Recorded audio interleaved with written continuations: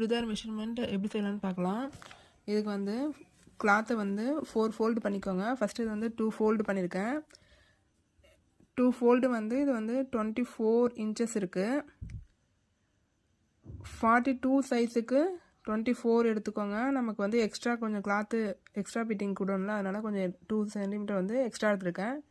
இப்போ இது வந்து 4 ஃபோல்டில் வந்து 12 கிடச்சிருக்கு எனக்கு. இது வந்து டாப் டு பாட்டம் வந்து 12 இருக்கான எல்லாத்தையும் 3 டைம் அளந்துக்கிட்டு இப்போ வந்து நெக் சைஸ் நம்ம மார்க் பண்ண போகிறோம்.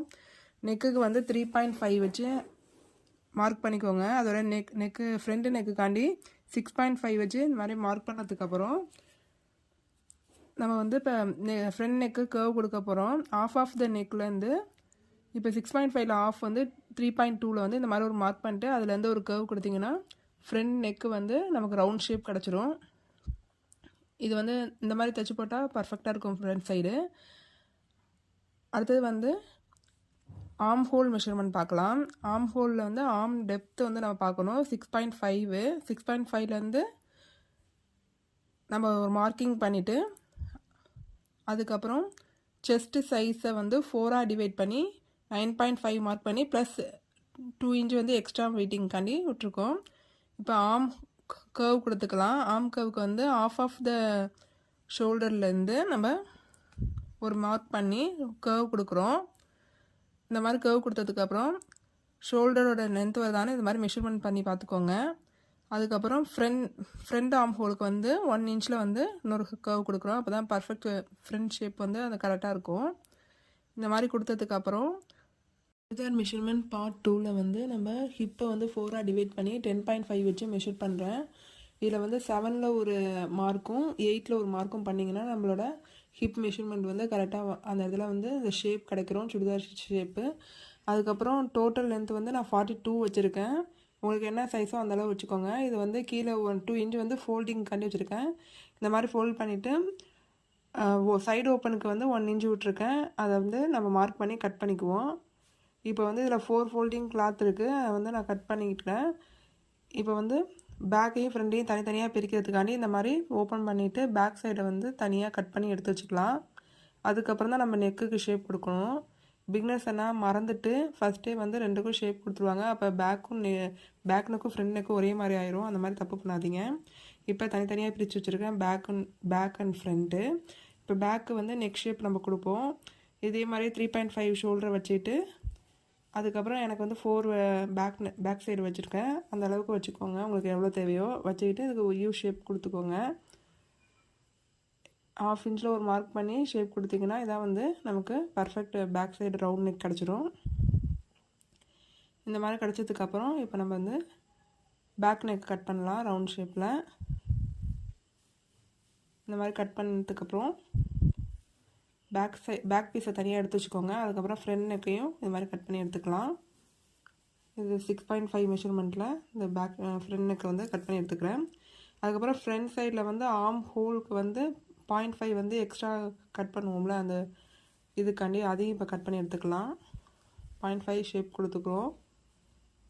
ஓகே ஃப்ரெண்ட்ஸ், நெக்ஸ்ட் வீடியோவில் வந்து ஸ்டிச்சிங் வீடியோ பார்ப்போம். 3/4 ஸ்லீவ் மெஷர்மெண்ட் எப்படி பண்ணலான்னு பார்க்கலாம். இதுக்கு வந்து கிளாத்தை 4 ஃபோல்டிங் பண்ணிக்கோங்க. கிளாத்தை எப்படி மெஷர் பண்ணுறீங்கன்னா செஸ்ட்டை வந்து 4ஆக டிவைட் பண்ணி இப்போ வந்து 40னா அதை வந்து 10 அளவுக்கு எடுத்துக்கிட்டிங்கன்னா அது வந்து கரெக்டாக வரும் ஸ்லீவு.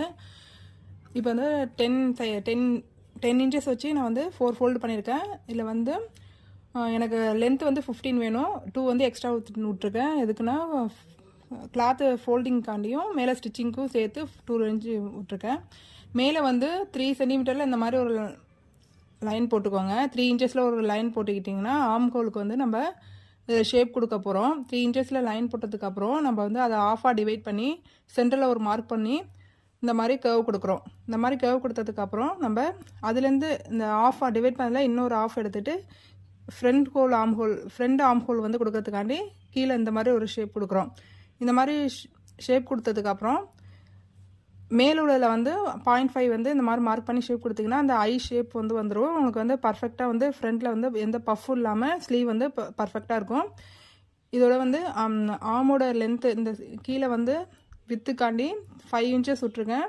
+1 வந்து எக்ஸ்ட்ரா எக்ஸ்ட்ரா பிட்டிங்காண்டி விட்ருக்கேன். இது மாதிரி பண்ணிவிட்டு நீங்கள் வந்து கட் பண்ணிக்க வேண்டாம். 5+1 விட்டிட்டிங்கன்னா கரெக்டாக இருக்கும் உங்களுக்கு.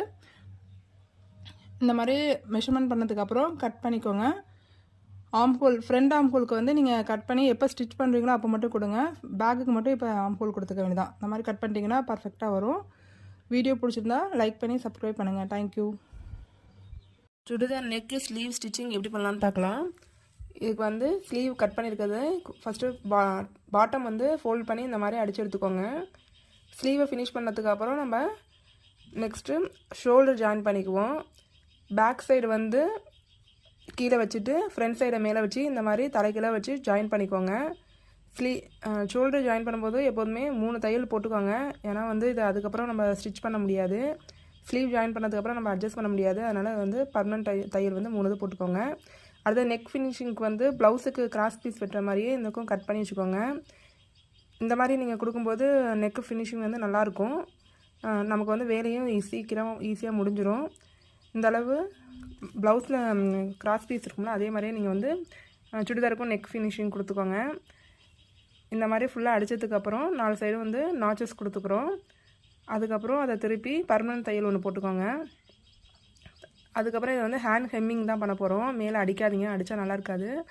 இது மறுபடியும் நம்ம ப்ளவுஸுக்கு வந்து ஃபினிஷிங் கொடுக்குற மாதிரியே ஹேண்டில் ஹெம்மிங் பண்ணிக்கோங்க. அடுத்து வந்து ஸ்லீவ் அட்டாச்மெண்ட் பார்ப்போம். ஃப்ரண்ட் சைடை வந்து ஆம்ஹோல் கொடுத்துருக்கோம்ல, அதை வந்து ஃப்ரண்ட் சைடும் பேக் சைடும் கரெக்டாக பார்த்து ஆஃப் த இதில் ஷோல்டர்லேருந்து நீங்கள் வந்து ஜாயின் பண்ண ஆரம்பிங்க. இந்த மாதிரி சென்டரில் வந்து ஃபஸ்ட்டு தையல் போட்டுட்டு பேக் சைடை ஃபினிஷ் பண்ணிக்கோங்க. பேக் சைடு ஃபினிஷ் பண்ணோன்னா அப்படியே ரிவர்ஸில் ஃபுல் ஆர்ம் ஸ்லீவையும் வந்து தைச்சி எடுத்துக்கோங்க. இதில் வந்து மெயின் மிஸ்டேக் என்னென்னா, நீங்கள் வந்து ஆர்ம் ஹோல் சைடு வந்து ஃப்ரண்ட் ஆர்ம் ஹோலை வந்து கரெக்டாக ஃப்ரண்ட் சைடு தான் வைக்கிறீங்களான்னு பார்த்துக்கோங்க. அதான் வந்து இதில் மிஸ்டேக் ஆகும். மற்றபடி ஈஸியாக முடிஞ்சிடும். இந்த மாதிரி ஸ்டிச் பண்ணும்போது நம்ம ஸ்லீவில் வந்து செஸ்ட்டு சைஸே கொடுத்துருக்கிறதுனால இது வந்து கரெக்டாக வரும். மேலே கீழேலாம் வராது. இந்த மாதிரி ஸ்லீவ் ஃபினிஷ் பண்ணிக்கோங்க. இந்த மாதிரி ஸ்லீவ் ஃபினிஷ் பண்ணதுக்கப்புறம் இதுக்கு வந்து இன்னும் 2 தையல் பர்மனெண்ட் தையல் போட்டு எடுத்துக்கோங்க. ஓகே ஃப்ரெண்ட்ஸ், வீடியோ பிடிச்சிருந்தா இந்த ஸ்டிச்சிங் பார்ட் 2ல் வந்து நம்ம எப்போதும் கட் பண்ணி வச்சுருக்க கிளாத்தை இந்த மாதிரி அந்த லைன்லேயே ஸ்டிச் பண்ணிட்டு வாங்க. ஃபஸ்ட்டு வந்து கையிலேருந்து ஆரம்பிங்க. இந்த மாதிரி ஸ்டிச் பண்ணும்போது ஆர்ம் ஹோலுக்கு வரும்போது 2 கிளாத்தையும் ஒரே சைடில் வச்சு ஆர்ம் ஹோல் வந்து லைனாக வருதான்னு பார்த்துக்கோங்க. அந்த ப்ளஸ் சிம்பிள் வர மாதிரி ஸ்டிச் பண்ணிவிட்டு அடுத்து வந்து வெஸ்ட்டு வரைக்கும் ஸ்டிச் பண்ணிட்டு வாங்க. அதுக்கப்புறம் கீழே ஹிப் வந்தோடனே அப்படியே ஸ்டாப் பண்ணிடுங்க. ஹிப் வந்து ஸ்டாப் பண்ணதுக்கப்புறம் ஒரு பர்மனன்ட் ஸ்டிச் போட்டுக்கோங்க. ஏன்னா இதுக்கு வந்து அதுக்கப்புறம் வந்து நம்ம கீழே சுடிதாருக்கு வி ஷேப் கொடுக்க போகிறோம். அது கீழே வந்து ஸ்டிச் இப்படி வளைவாக கொண்டு வந்திங்கன்னா அது கரெக்டாக வராது. அதனால் அந்த ஸ்டாப் பண்ணதுக்கப்புறம் கீழேருந்து நம்ம வி ஷேப்புக்கு உள்ள கிளாத்தை வந்து 1 இன்ச்சை வந்து ஃபோல்ட் பண்ணி வி ஷேப்புக்கு இதில் வந்து நம்ம ஸ்டிச் பண்ணிட்டு வரோம். இந்த மாதிரி 4 சைடும் ஸ்டிச் பண்ணி எடுத்துக்கோங்க. லாஸ்ட்டில் வந்து ஒரு பர்மனன்ட் தையல் போட்டுக்கோங்க. அப்படி இல்லைனா நல்லா பிஞ்சிடும் அந்த இடத்துல. இதே மாதிரி ஆப்போசிட் சைட்லேயும் இந்த வி ஷேப்பு கொடுத்துக்குவோம். நம்ம ஹிப்பில் வந்து ஜாயின் பண்ணி ஸ்டாப் பண்ணோம்ல, அந்த இடத்துல வந்து ஃபோல்ட் பண்ணிக்கோங்க. இந்த மாதிரி பண்ணும்போது பர்ஃபெக்டான வி ஷேப் உங்களுக்கு கிடைக்கும். சில பேர் வந்து ஹிப்பை வந்து ஜாயின் பண்ணி அப்படியே வெளியில் ஸ்டிச் கொண்டு வந்துடுவாங்க. அந்த மாதிரி கொண்டு வரக்கூடாது. ஹிப்பு உள்ளேயே வந்து ஸ்டிச் பண்ணி ஸ்டாப் பண்ணிட்டீங்கன்னா அதுக்கப்புறம் வி ஷேப்புக்கு கிளாத்தை ஃபோல்ட் பண்ணிங்கன்னா கரெக்டாக வரும். இந்த மாதிரி 4 சைடும் அடித்ததுக்கப்புறம் மேலே வந்து அந்த ஜாயிண்டிங் வி ஷேப்புக்கு வந்து ஒரு பர்மனன்ட் தையல் போட்டுக்கோங்க. அப்படி இல்லைன்னா வந்து அந்த இடத்துல பெரிய சான்ஸ் இருக்குது. இந்த மாதிரி ஸ்டிச் பண்ணதுக்கப்புறம் நம்ம சுடிதார் வந்து பர்ஃபெக்டாக ஸ்டிச் ஆகி ரெடி ஆயிரும். ஓகே ஃப்ரெண்ட்ஸ், வீடியோ பிடிச்சிருந்தா லைக் பண்ணி ஷேர் பண்ணி சப்ஸ்கிரைப் பண்ணுங்கள். இந்த இடத்துல தான் நான் சொன்னேன், இது வந்து நல்லா பர்மனெண்ட்டாக வந்து ஸ்ட்ரெயிட் லைனுக்கு ஒரு ஸ்டிச் போட்டுட்டு அதை அப்படியே டர்ன் பண்ணி இந்த சைடு ஆப்போசிட் சைடில் வந்து ஸ்டிச் பண்ண ஆரம்பிங்க. வீடியோ பிடிச்சிருந்தா லைக் பண்ணி ஷேர் பண்ணி சப்ஸ்கிரைப் பண்ணுங்கள். தேங்க்யூ.